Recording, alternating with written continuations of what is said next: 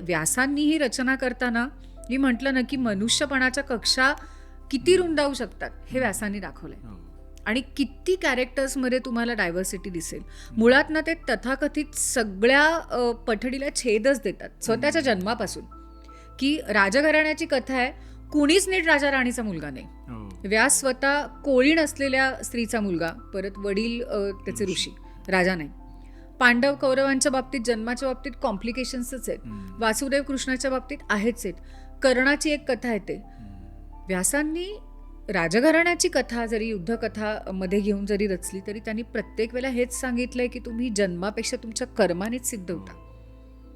अशी रचना करताना जिथे जिथे पठडी मोडायला लागली ती त्यांनी मोडली आहे. म्हणजे नराचा नारायण होताना हे ब्रीद जेव्हा आहे तेव्हा काय काय त्या नराला करायला लागेल हे त्यांनी सांगितलंय. त्याचबरोबरीने ते सगळे इश्यूज ॲड्रेस करतात की वेगळ्या ज्याला म्हणू आपण सामाजिक स्तरांमधले घटक एकमेकांमध्ये येतात तेव्हा होणारा म्हणजे क्लेश असेल, कलह असेल, तो बाजूला सारून पुढे न्यायचं. जसं मी म्हटलं की एक कोळीने ती राणी होते.